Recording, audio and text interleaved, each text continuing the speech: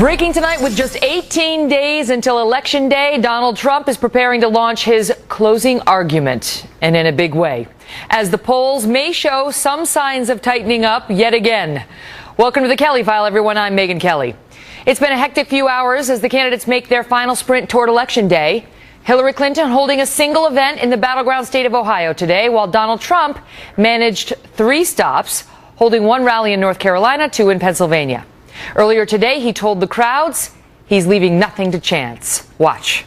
I'm working harder too, folks. I am working harder. There's no doubt about it. I've got 3 stops today. We've got 3 of these today. We got 3. We're going to do this for another 19 days. Right up until the actual vote of November 8th. And then I don't know what kind of shape I'm in, but I'll be happy, and at least I will have known, win, lose, or draw, and I'm almost sure if the people come out, we're going to win. But I will be. So, is there reason to believe Trump could still win this race? Larry Sabato and Kristen Soltis Anderson are here on Trump's push to close the polling gap. And Chris Stirewalt is here with new developments on the House and Senate races. But we begin with our senior national correspondent, John Roberts, reporting from Newtown, Pennsylvania, where Donald Trump just wrapped up his final rally of the day. John? Megyn, good evening to you. You know, you say, is there a chance in the next 17 days for Donald Trump to make a difference? He likes to say at many of his campaign rallies, take a look at what was going on in the UK with the Brexit vote. All the polls showed that the no's were going to win, and then the yeses won in the end, and he believes he can do the same thing with just a little more than 2 weeks to go now until people go to the polls en masse. Of course, there's a lot of early voting between now and then as well. Tomorrow in Gettysburg, Pennsylvania, very famous place for political speeches, Donald Trump will begin to make his closing arguments. He is going to wrap together all in one place in one speech all of the plans that he says he has for America in the first 100 days of his presidency, and what he will do beginning the day that he walks into the Oval Office after taking the oath of office on the west front of the Capitol, should he be so lucky as to win the presidency. Just a few minutes ago here in Newtown, he gave us an idea of what will be in that agenda. Listen. Apparently we don't have that, so I will tell you what he's going to do. He's going to talk about tax reform, rebuilding the military, repeal and replace Obamacare, which is a promise he's made in the campaign trail, reduce regulation that he says is handcuffing America's energy producers. He will begin to renegotiate trade deals. He'll begin to get rid of the Iran deal and renegotiate that. Tax cuts, also his 5-point plan to reform ethics in Washington, and something new in the campaign trail, saying that in the Department of Commerce he will create, in the first days of his presidency, a so-called America Desk, which will be tasked with preserving American jobs and setting the playing field for American companies to flourish. So tomorrow morning, Megyn, 11 a.m., we'll see if he can turn the poll numbers around. One glimmer of hope here. A new Investors Business Daily national poll has got him 1 point ahead of Hillary Clinton, but he still trails in 11 of the 16 so-called battleground states. Megyn? Real Clear polling average went 1/10 of 1% in Donald Trump's favor today, but it's very tight, and her lead is pretty solid. John, good to see you. So over the past 5 months, some context now on the polling. Watch this. Even when Hillary Clinton's lead appeared to be getting to the point of insurmountable, Donald Trump has repeatedly been able to bounce back. For example, in early May, he was down 6.5 points, only to move ahead just 2 weeks later. It happened again over the summer. In late June, the businessman was trailing the former Secretary of State by nearly 7 points. 4 weeks later, just after the Republican National Convention, he was back in the lead. And it was a similar story at the end of August. He trailed by nearly 6 points. He had attacked the Khan family, all that nonsense after the Democrats' convention. Just over 2 weeks later, it was a dead heat. Today, Hillary Clinton is ahead by just over 6% in the Real Clear Politics average of all polls. And the question now is whether Trump can once again be the new comeback kid as we approach Election Day. Larry Sabato is the director of the University of Virginia Center for Politics, and Kristen Soltis Anderson is a Washington Examiner columnist and a Republican pollster. Good to see you both. Good to see you. So he's done it. I mean, Larry, he has done it at least 3 times. If you want to look at like tighter times, you could go back further than that. But he's been counted for dead many times before and has come back. Is it possible between now and November 8th? Megan, anything's theoretically possible. I certainly wouldn't bet on it. It's very, very unlikely. This is a sizable lead by Hillary Clinton. People say, oh, what's 6 points? Why polls turn around quickly? This is the end of the campaign. We're at the end, this final phase. People have made up their minds, and the vast majority have made them up solidly. They're not going to be switching, certainly between Clinton and Trump. There may be a few who switch back and forth between one of the major party candidates and one of the minor party candidates, but that's about it. And don't forget about early voting, too. We've got 3 to 4 million who've already voted, and we'll have about 40% of the electorate having voted before November 8th. Kristen, do you agree? Because Trump, if you look at the history of how Trump has closed the gap, we can put this on the board, he's done it in 2 weeks in the past. Look at May. May 6th, Clinton was up 6.5. By May 22nd, he had taken the lead, a swing of 0.7 points. And then you can see a little bit longer between June 28th and July 25th, but not even a full month there. And once again, he had taken the lead from a 6.8% deficit. I think it is a little bit easier to make up a gap like that in May when people are still trying to figure out what are the issues that matter to them, trying to get their heads around who these candidates really are and what they're standing for, than it is by the time we get to late October when, as Larry mentioned, lots of people have already made up their minds. 9 out of 10 supporters of Clinton say in polls that they will not change their minds. 9 out of 10 Trump supporters say they will not change their minds. People are so kind of down in their bunkers about who they're voting for at this point that really the slice of people left who can be persuaded is very small. The way you can persuade people is not to switch from Trump to Clinton or Clinton to Trump at this point. It's to vote or to not vote. And so the one thing that I think Trump could potentially do is if he's able to go and hit like a laser just those states that he needs to put together 270. As you mentioned, he's been doing these rallies. Rallies are sort of the thing that he's the best at. He's better at that than the Democrats are.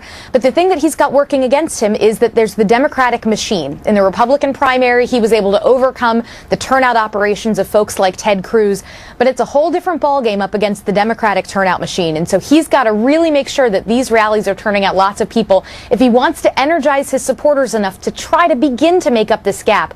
But ultimately, I'm with Larry. I think that it's highly unlikely that he's able to pull it off. And if he does, he's got to focus like a laser on just the states he needs to win. What about it, Larry? Because one of the times he managed to close that gap, as we looked at that chart, was right after September 11th when she collapsed, and when she physically collapsed, and then her polls collapsed.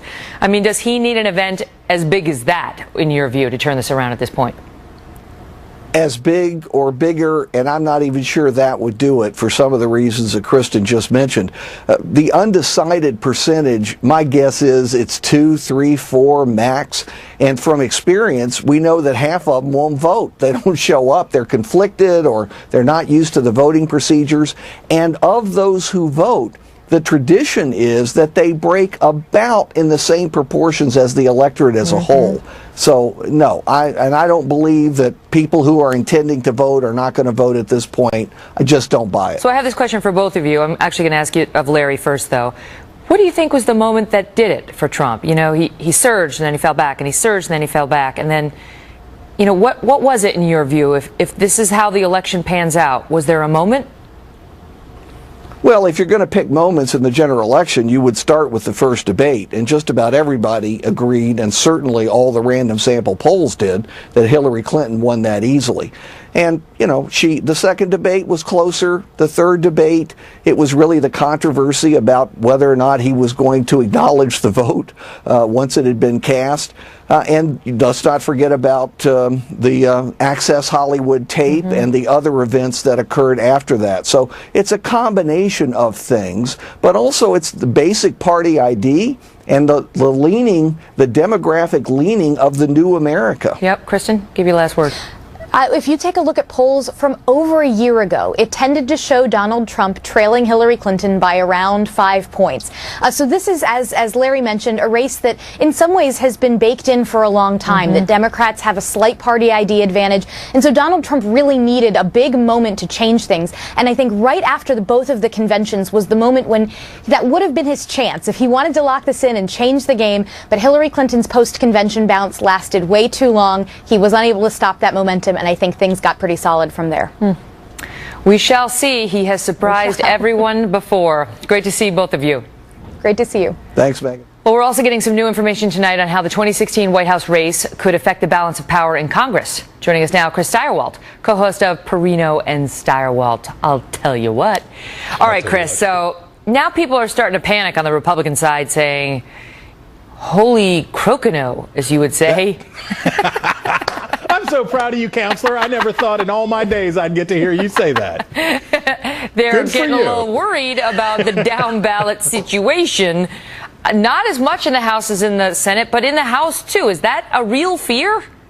Yeah, it's getting to be. So it basically goes like this. For the House, it generally reflects what is happening at the top of the ticket. The Senate, as we've seen this time, individual Republican senators like Rob Portman in Ohio, Marco Rubio in Florida, have been able to rise dramatically above Trump's poll numbers and outperform him in those states. And so the Republicans are feeling more confident, interestingly enough, about their chances to limit the Democrats to fewer than 4 seats picked up, and that they might be able to hold on to the Senate. But on the House side, you see much more correlation with the national popular presidential vote. And if that's the case, the Republicans have 30 seats of a majority. That looks like a great deal. But if things go all whopper-jawed, if this falls apart, then you could see that perhaps in danger. All right, so assuming they don't lose, a net loss of 30, the Republicans Right. in the House, and they just, let's say they lose 20, Yeah. but they still have the majority. Do we care? I mean, how much of a difference does that make? Well, that's one of the reasons, in fact, right now that I think Republicans are going along with the whole Donald Trump rigatoni recipe here. That they're playing along with this because they want voters to keep believing. Because if they just lose 5 seats, 6 seats, like had happened in bad losses in 1988 and 1996 for the losing parties, that's okay. Then they can handle it. But if it starts to dip down and you start talking about a number like 20, they don't have a functional majority anymore because the Republicans are always chasing each other around with billy clubs, crushing each other's skulls open. And then if Hillary Clinton wins, then guess what happens? She's facing no opposition. She's facing a majority that can't, or a majority in the House that can't even block her because they can't agree. So that would be the Democratic hope. Grind that Republican majority. If they can't beat it, grind it down to a nubbin and leave Paul Ryan unable to do anything over there but weep. What 2 Senate races are you watching the most closely? Like, is the Republican incumbent in the biggest danger of losing his or her seat? Well, there are two. Mark Kirk in Illinois is a lost cause. That's not going to happen for the Republicans. So that's one. Ron Johnson in Wisconsin looks pretty tough. He's outperformed. So those are 2. Kelly Ayotte in New Hampshire and Pat Toomey in Pennsylvania are sort of the waterline on the Senate. If they can fight back, they're starting to feel some downdraft from Trump Kelly in those Ayotte's blue now states. 8 points below, according to the latest poll. She's And 8 points behind for the first time. And that's they're losing some of their separation in those blue states as Democratic voters and persuadable moderates turn against Trump. So they got a problem up there. So that's where I'd say the waterline is New Hampshire and Pennsylvania. Wow. Stirewalt, great to see you. Dig it. He's dig it and McKinnon's kick it, and he's coming up later. With just 18 days to go until the election, Charles Krauthammer has just announced how he is voting. And he is here next with the news. Plus, First Lady Michelle Obama has been hitting Trump hard on the campaign trail. And today, for the first time, Mr. Trump hit back. We'll show you how when David Wohl and Julie Roginski join us in moments. And then we have new revelations from the hidden camera video of Democratic operatives plotting to start trouble at Trump rallies. Just ahead. So we get people behind Trump when he's at a rally, but we make sure it's women. And they're positioned next to men. A president can't just pop off or lash out irrationally. And I think we can all agree that someone who's roaming around at 3 a.m. tweeting should not have their fingers on the nuclear codes. We all know that if we let Hillary's opponent win this election, then we are sending a clear message to our kids that everything they're seeing and hearing is perfectly okay. We are validating it. We are endorsing it. You do not keep American democracy in suspense. Because look, too many people have marched and protested and fought and died for this democracy. That was First Lady Michelle Obama and some of her remarks from a series of campaign trail appearances where she has hit Donald Trump as dangerous for the country. Tonight, for the first time, Mr. Trump is responding. We have a bunch of babies running our country, folks. We have a bunch of losers.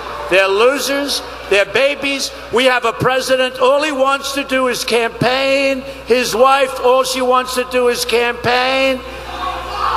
And I see how much his wife likes Hillary. But wasn't she the one that originally started the statement, if you can't take care of your home, right? You can't take care of the White House or the country? Joining me now, attorney David Wohl, who's a Trump supporter and a Fox News contributor, Julie Roginski, who's a Democrat. Good to see you both. Great to see you. So people lost it when Trump responded. Now, there's a question about whether he has accurately quoted Michelle Obama, which we can get to.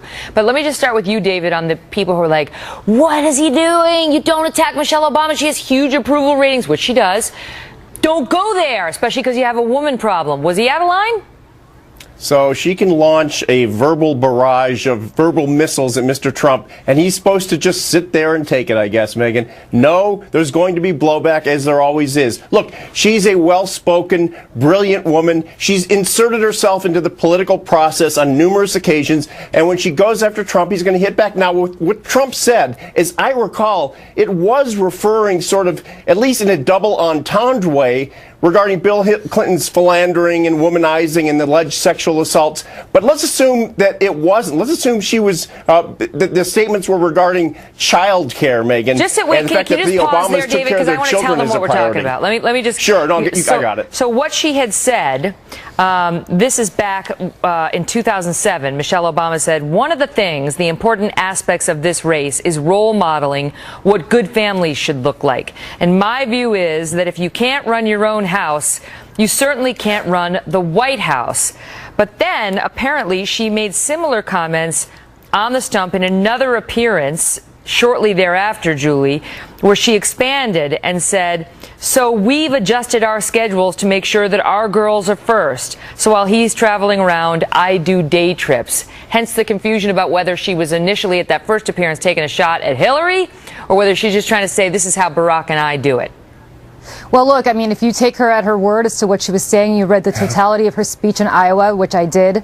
She was clearly talking about the fact that they were a new family to America. She was introducing herself and her husband to the American voter and talking about how they managed their family and talking about how they managed campaigning for president while being parents of two young girls. So, you know, let's put that aside. I actually agree with David to this point. He has every right to attack Michelle Obama. She's fair game. Of course she's fair game. She inserted herself, as David said. She talks about him. She says not so nice things about him. He's, of course, more than entitled to go get back at her. I don't think it's smart politics, but it's not unfair. Why? And, well, because for the following reason. She is the most popular public figure in the United States right now.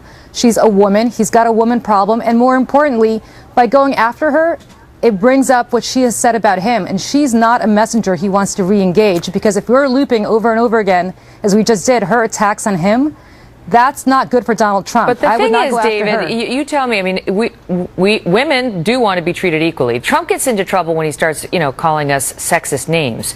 But when he attacks a woman, not on the basis of any sort of women terms, if you will, but just like, I don't like her, or she's not smart, or she's what.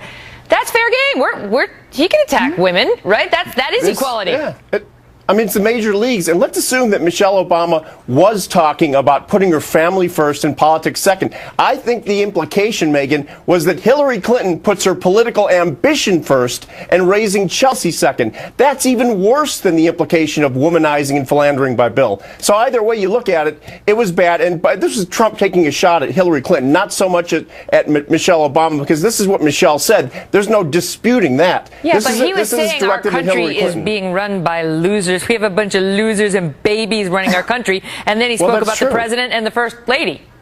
Political correctness has completely ruined things, Megan, and that's his bottom line. And that's why he's saying it ain't going to happen anymore. And by the way, I don't agree with the naysayers in the first two segments. I really believe this volatile campaign is flipping.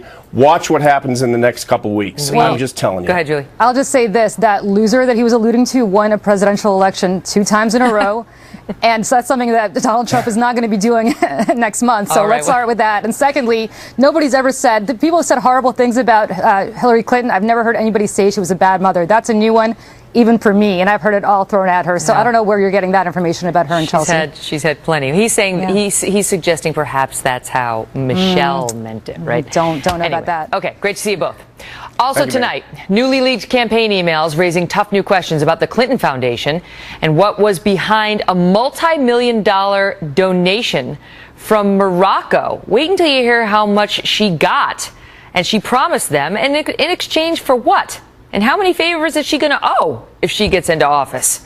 Plus, Charles Krauthammer is announcing how he's going to vote. 18 days until the election, and tonight new details are emerging on how some Democratic operatives plotted to provoke violence at Trump rallies, all in an attempt, it seems, to make the Republican nominee look bad. Charles Krauthammer joins us in moments with his take on the final leg of this election. But first, Trace Gallagher reports on the new revelations from a hidden camera video by Project Veritas and James O'Keefe. Trace? Megyn, Project Veritas and its founder James O'Keefe have been criticized for releasing undercover videos that are highly edited, taken out of context, or both. So tonight we focused on what appears to be a complete question followed by a complete answer, where Democratic consultant Aaron Black is asked about things that make big impacts, such as an older woman being attacked at a Trump rally. The question seems to give Aaron Black an idea because he turns to his colleague and says this. Watch. Hey, Lauren. So we get people behind Trump when he's at a rally, but we make sure it's women and they're positioned next to men. We want images of the men bullying the women who are trying to hold their signs up. That's what I'm going to do. That is what we're going to do. That is the hit. Black goes on to explain how to bird dog, meaning to show up early at Trump rallies to agitate Trump supporters from the front row. Texas GOP Senator Ted Cruz is calling on the FBI to conduct a serious criminal investigation. Former House Speaker and Trump supporter Newt Gingrich calls it a, quote, willful effort to foment violence, to break up a presidential campaign, to intimidate voters. And the White House was also forced to weigh in after one of those accused of inciting violence on tape is Bob Kramer, a Democratic consultant who's been to the White House 342 times in the past 8 years, including 45 meetings with the president himself. White House Press Secretary Josh Earnest had no information about Kramer's trips to the White House, but said the president does not condone dirty tricks or inciting violence.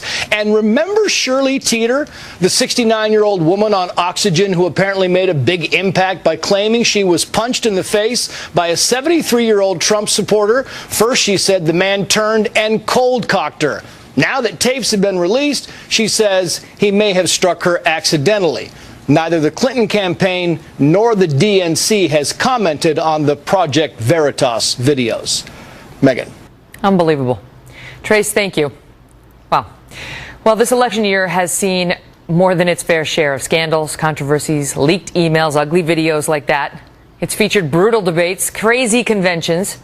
And after all of that, after the nonstop drama we've seen every day for more than a year, new polling shows Donald Trump and Hillary Clinton are exactly where they were with the voters 10 months ago. When it comes to likability, 40% view Clinton positively, 29% view Trump that way, same way as it was almost a year ago. And the spread in the polls is exactly where it was a year ago as well. Nothing has changed. So did anything that happened this year matter?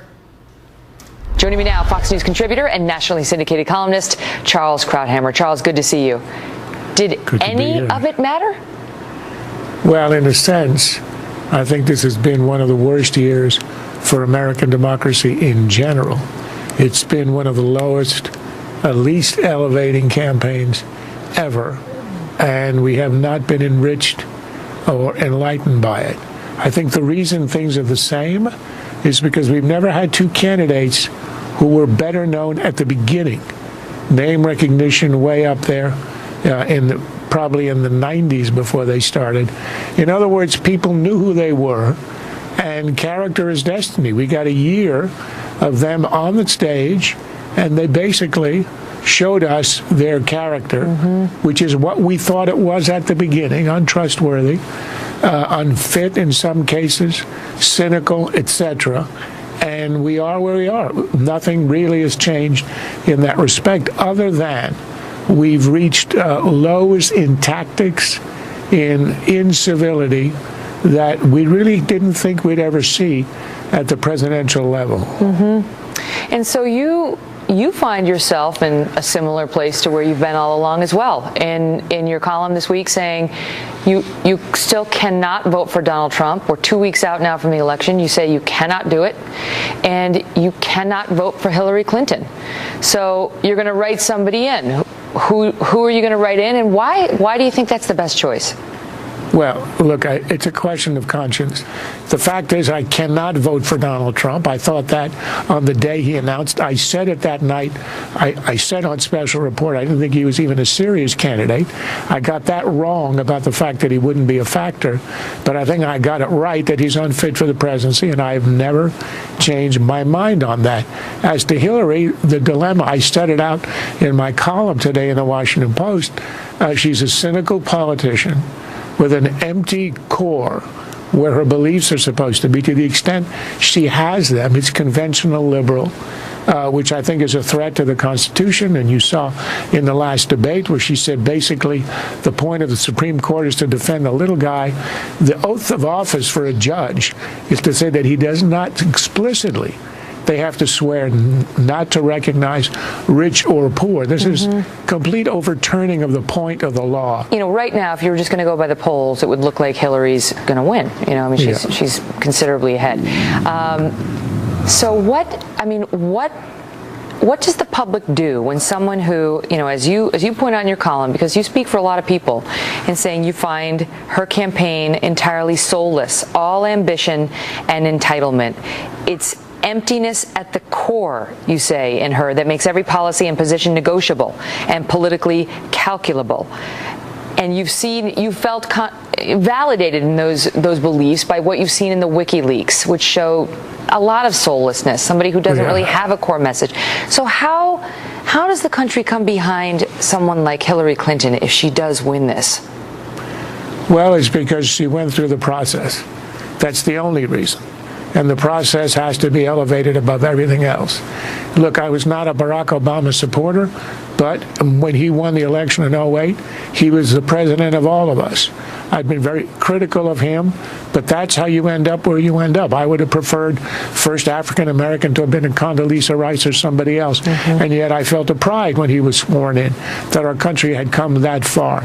So she's going to have to earn whatever she gets at the presidency, but she will, if she wins, she will have earned at least the respect of the office when she's there. So we're going to leave the audience in suspense, and we'll have you back after Election Day to find out what you did. Charles, great to see you. And how I swayed the vote, yes.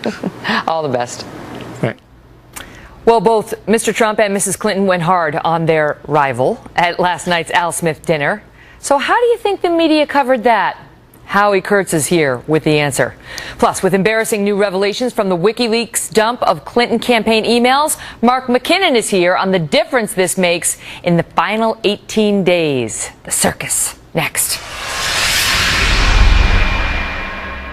Our eyes. They have a 200-degree range of sight, which exists as a temptation for any foreign entity or government that believes it could curry favor through a donation. I will certainly do everything in my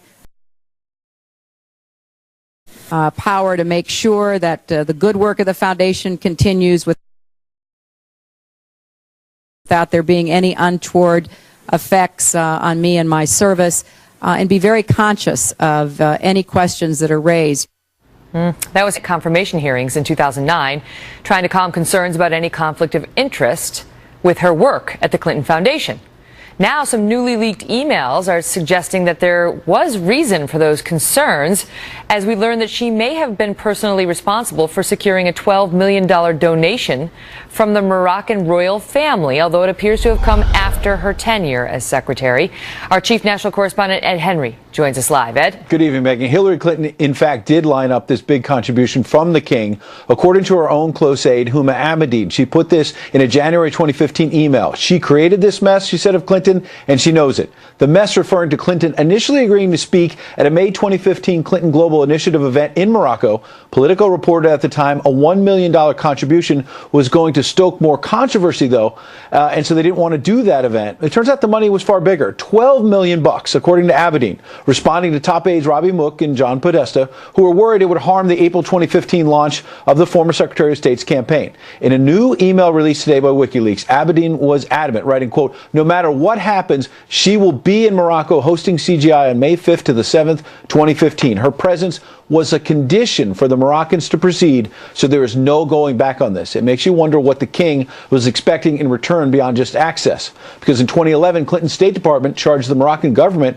had human rights problems. And remember, at this week's debate, Donald Trump demanded Clinton give back large contributions from countries with questionable records. She never quite answered that, or this from Chris Wallace. Why isn't it what Mr. Trump calls pay to play? Well, everything I did as Secretary of State was in furtherance of our country's interests and our values. The State Department has said that. Now, the Moroccan event ended up being led by Bill and Chelsea Clinton. Hillary Clinton did skip it, though she lined up that $12 million contribution. Clinton ally Lanny Davis told me the focus should be on the good work of the foundation, and he said Abedin's email should not be taken, quote, too literally. Megan? Ed, thank you. Joining me now with more, Mark McKinnon, co-creator and co-host of the weekly documentary series The Circus on Showtime. And he served as the chief media advisor to President George W. Bush. Mark, good to see you. Hi. So it's not that she necessarily violated that promise she made to the Senate, you know, by working this while she was secretary, because this happened after she was secretary. But the point is, the Clinton Foundation creates all sorts of conflicts for her. So she's trying to line up a $12 million donation to Clinton Foundation. She's going to speak. I'll be there, but I'm Bill and Chelsea because it becomes an issue. But what was the king expecting? And if she becomes president now, how many favors is this woman going to owe? And what about, they're not promising to shut down that foundation? No, and in fact, this is just part of the problem because almost every day in the leaks there's a new disclosure like this. I mean, just the other day there was the disclosure about Qatar and $1 million contribution that was, quote, for a birthday present for Bill Clinton, possibly. And there's still no clear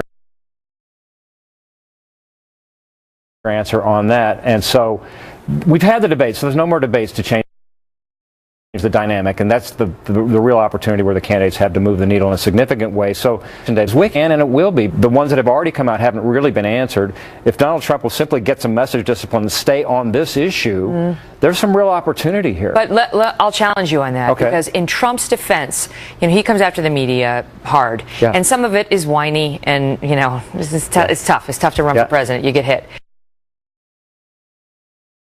But some of it is legit, because the story of WikiLeaks has been ignored in so many corners, all but ignored in most. Agree 100%, and that's why, for example, the title of The Circus this week is From Russia with Love. It's going to be all on WikiLeaks.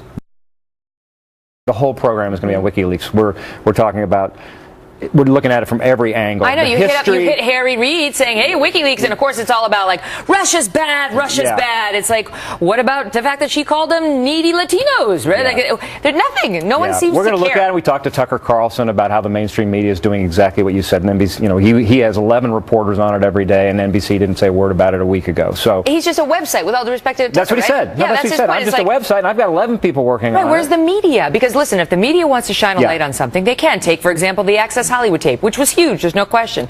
But the stuff that's coming out, here, I have a theory on it. We as reporters are lazy. And if you don't make it very easy for us to digest and spoon to the audience, many of us will reject it as food for the evening. Yeah. Well, I know just from the reporting we're doing this week that because of kind of the vacuum that's out there now, there's no debates. They are starting to talk about this, and a bunch of some of the organizations that we were with today have got big stories coming out in the next few days. Oh, this really? Is mainstream media. Yeah, tune in. Really? They're on it now.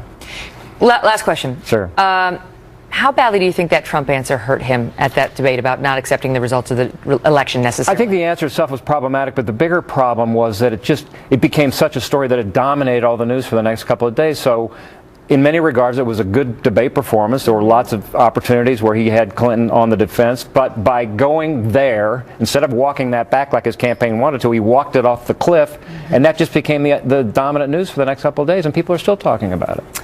Mark, great to see you. You know what you got to do. Kick it. That's right. Kick it hard. Love that. Check out The Circus on Showtime. It's worth your time.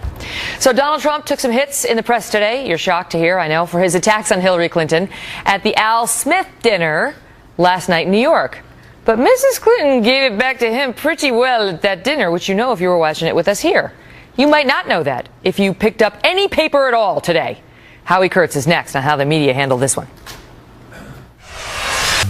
From the world headquarters of Fox News, it's The Kelly File with Megyn Kelly. Hillary accidentally bumped into me, and she very civilly said, "Pardon me." This is the first time ever, that Hillary is sitting down and speaking to major corporate leaders and not getting paid for it. We've learned so much from WikiLeaks. For example, here she is tonight in public pretending not to hate Catholics. Well, those are just a few of the jokes Donald Trump made about Hillary Clinton during his remarks at last night's Al Smith dinner in New York. The speech got awkward at times, since the humor was supposed to be good-natured and self-deprecating. It was generally more like just deprecating. And here's a little of how Mrs. Clinton responded. I think the cardinal is saying I'm not eligible for sainthood. But getting through these 3 debates with Donald has to count as a miracle. People look at the Statue of Liberty and they see a proud symbol of our history as a nation of immigrants. Donald looks at the Statue of Liberty and sees a 4. Maybe a 5 if she loses the torch and tablet and changes her hair. Donald really is as healthy as a horse. You know, the one Vladimir Putin rides around on. So while both candidates pulled no punches, the headline writers missed that. The New York Times focused on how Trump was heckled by the New York elite. Bloomberg seemed to think Trump's jokes struck a sour tone. Nothing about her in the headline. NPR declaring Trump turned a, quote, friendly roast into a 3-alarm fire.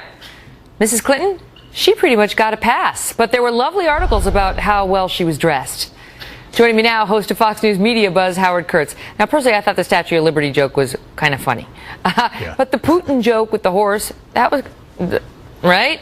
And there were others where she got pretty cutting, to suggesting that Barack Obama wasn't going to get into any gathering of Trump with former presidents because of his Muslim ban. Maybe it was that they're not good at delivering jokes, right? Like they're not funny. But you tell me whether this was biased coverage. Megyn, from watching the coverage over the last 24 hours, you would have the impression that Donald Trump walked into St. Patrick's Cathedral and spray painted the stained glass windows. You know, I didn't get to see it live, and it's not a good thing when the Republican nominee gets booed at a Catholic charity dinner. And I didn't think joking about Hillary hating Catholics was a good move, especially he's referring to some references in the hacked emails that were from Clinton advisors. But I didn't know until I talked to people who were in the room that Hillary Clinton had some uncomfortable moments as well. Mm-hmm. Right, there was some booing of her, although I will say we covered it live here on the Kelly File last night, and it was interesting because we put a pundit on camera right after he was done who went after Trump saying, you're supposed to be self-deprecating, it's supposed to be about yourself, it's supposed to be kind of singe, don't burn, like the gridiron dinner. And then she got up, and the first thing I said after she was done was, and she did it too. Right? But Howie, the media, they're done with Trump. And I get it. Like, they're frustrated. They think he's this. They think he's that. But it's not their job to try to ruin him. I think there is so much hostility in many corners of the mainstream media against Donald Trump, and we see this in 1,000 different ways. But it's also classic media behavior when a candidate is struggling and slipping in the polls, and this after the third debate in Las Vegas. Every little misstep becomes a metaphor for how poorly he's doing. You know, his limo got a flat tire. He's going nowhere, that sort of thing. But it's on steroids when it comes to Trump. And yet there's nothing he can do about it. And you tell me whether there's something big that comes out of WikiLeaks, whether that could be a potential game changer, given that mindset. I think that as the drip of these WikiLeaks disclosures has happened, there's been a little bit more coverage than there was at the beginning about the embarrassments for Hillary Clinton and her campaign. The problem is some of it's complicated. It takes a while to explain. Most of it, the exception of this latest one about the $12 million donation by the King of Morocco, doesn't involve Hillary Clinton personally. But more than any of that, Trump is always the story, and the coverage of him, most of it negative, but he's always driving the story, blots out what ordinarily would be very big disclosures by WikiLeaks against the Clinton campaign. Howie Kurtz, great to see you. We'll be right back. So in the average of all polls, Trump is behind 6.2 percentage points right now. Do you believe he can turn it around in the next 18 days? Facebook.com/The Kelly File, on Twitter @Megyn Kelly. Let me know what you think. Thanks for watching. Good night.